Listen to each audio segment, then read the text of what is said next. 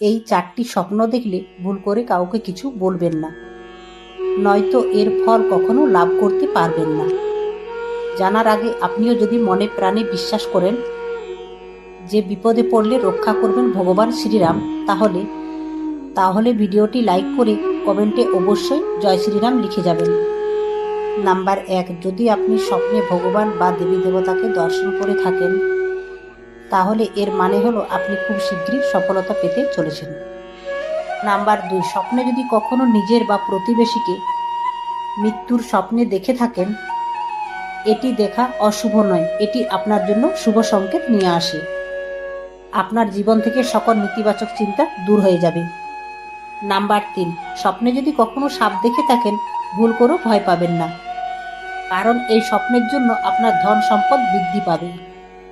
number 4, স্বপ্নে যদি কখনো জলে মাছ দেখেন, তাহলে মনে রাখবেন